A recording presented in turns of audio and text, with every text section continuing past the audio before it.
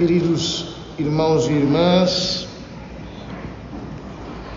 hoje nós lemos a famosa parábola das 10 virgens, que é reportada unicamente por São Mateus. O texto começa dizendo: o reino dos céus é como a história das 10 jovens que pegaram suas lâmpadas de óleo e saíram ao encontro do noivo. Do que São Mateus está falando? Nos tempos de Jesus, o casamento acontecia em duas partes. A primeira parte era o chamado casamento legal. Então, é como se os noivos fossem casar no cartório, digamos assim, mas não fossem morar juntos. Estão casados legalmente, mas não vivem juntos. Então, depois de algum tempo, 6 meses, 1 ano, acontecia o casamento, propriamente dito. Ou seja, o noivo ia buscar a noiva para levá-la para a sua casa. Essa cerimônia era muito simples, era uma cerimônia mais festiva do que qualquer outra coisa, e, portanto, quando Jesus diz que o reino dos céus é semelhante à história das 10 jovens que pegaram suas lâmpadas de óleo e saíram ao encontro do noivo, ele está evocando para a imagem do reino dos céus a metáfora de um casamento. E isso é muito adequado ao Novo Testamento. Nós vemos, por exemplo, o livro do Apocalipse falar das bodas do Cordeiro.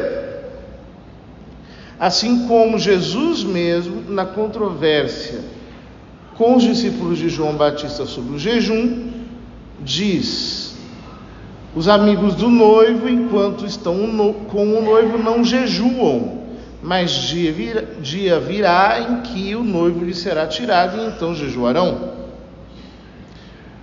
Jesus fala de si mesmo como noivo, a igreja é apresentada como a noiva do Cordeiro, e o próprio São Paulo, em 2 Coríntios, no capítulo 11, diz àquela igreja que ele a desposou àquela igreja como uma virgem entregue a um único esposo. Portanto, aqui fica bastante claro que São Mateus relaciona o reino de Deus com uma festa de casamento. Ora, nessa cerimônia, a noiva geralmente era acompanhada por 10 amigas, 10 jovens não casadas, como se fossem damas de honra, que iam acompanhando o cortejo, aquela procissão, levando lâmpadas. Por que lâmpadas? Porque a procissão acontecia à noite. O noivo ia buscar a noiva em casa durante a noite, no entardecer, e aquelas 10 amigas iam acompanhando com suas lâmpadas até que o noivo a introduzisse em sua casa e então começasse a festa.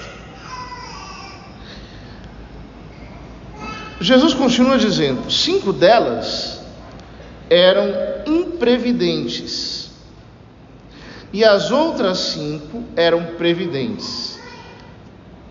A palavra previdente, imprevidente, quer dizer, no grego diz: 5 delas eram loucas, eram nécias, eram imprudentes, e 5 delas eram prudentes, eram sábias. As loucas pegaram as suas lâmpadas, mas não levaram óleo consigo.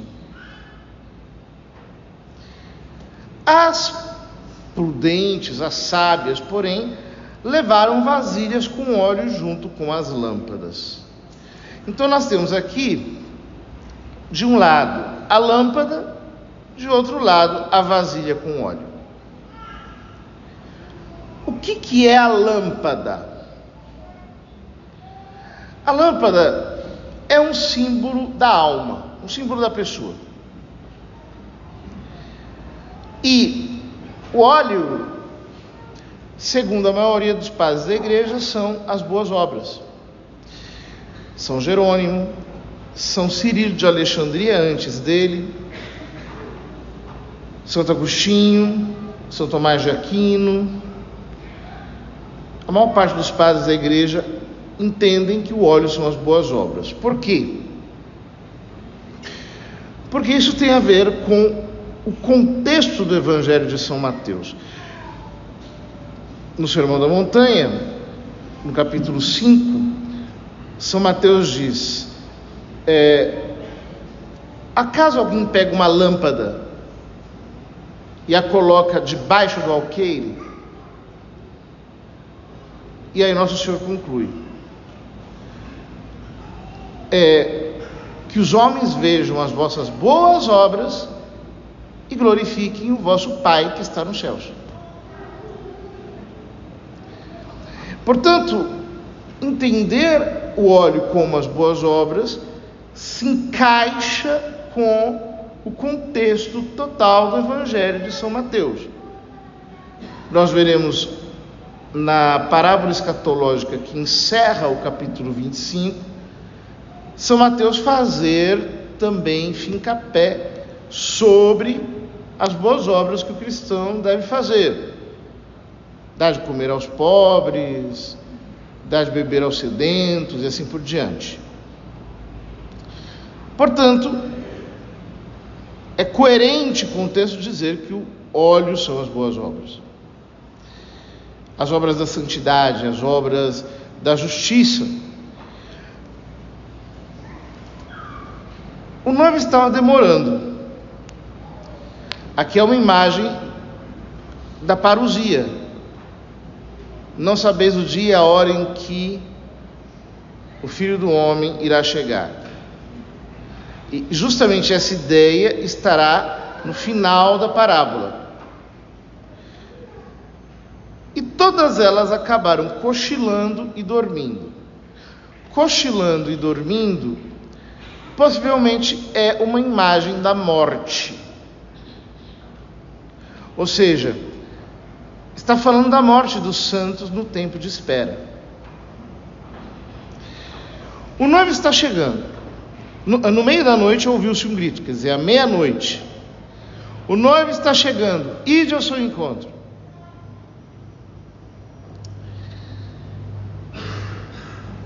É a chegada do Senhor no momento imprevisto. Na morte. No seu retorno no fim dos tempos. Ele voltará, e não sabemos o dia e a hora. Ele nos pegará no momento em que ele determinou.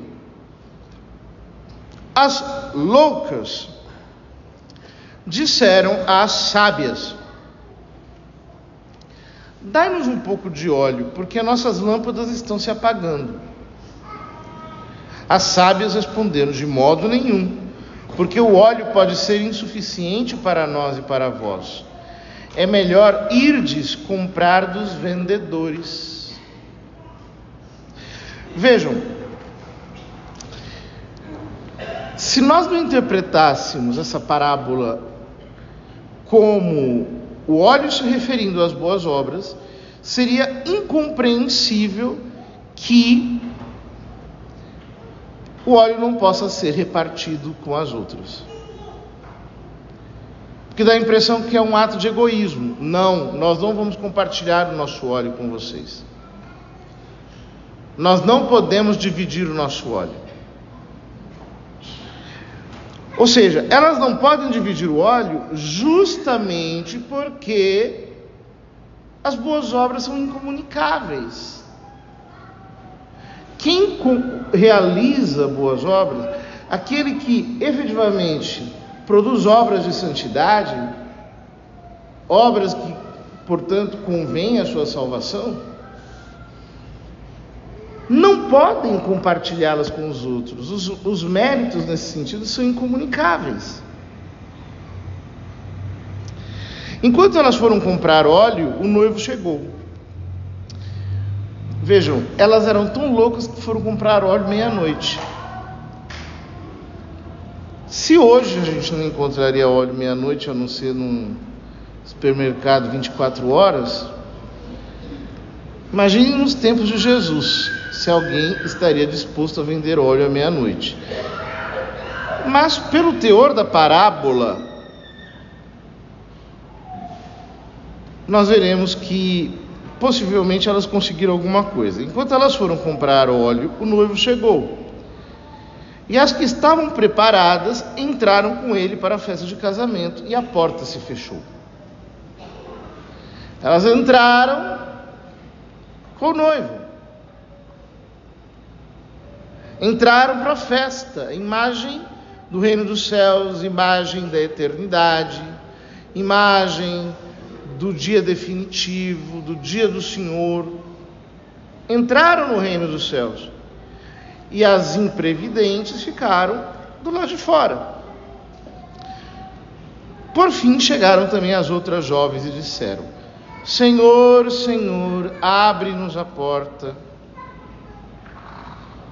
Ele, porém, respondeu: em verdade vos digo, não vos conheço. E aqui nós temos um outro paralelo, também no Sermão da Montanha, que é no capítulo 7 de São Mateus, quando Jesus diz: nem todo aquele que me diz Senhor, Senhor, entrará no reino dos céus. Em verdade vos digo, muitos me dirão naquele dia: Senhor, Senhor, não foi em teu nome que profetizamos? Senhor, Senhor, não foi em teu nome que expulsamos demônios? Senhor, Senhor, não foi em teu nome que fizemos milagres? E em verdade eu lhes direi: não vos conheço. Afastai-vos de mim, todos vós que praticais a iniquidade.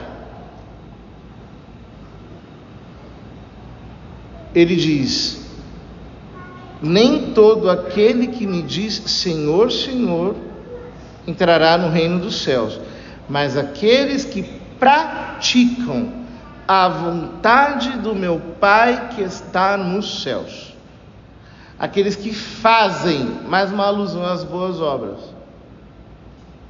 Aqueles que fazem a vontade do meu Pai que está nos céus. Por isso, elas dizem na parábola ao noivo: Senhor, Senhor, abre-nos a porta. Ele, porém, respondeu: em verdade vos digo, não vos conheço. Esse não vos conheço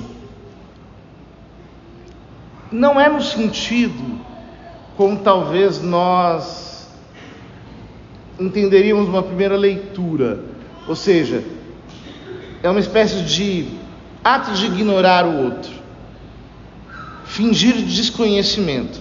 Não sei quem você é e passa reto. Não é isso.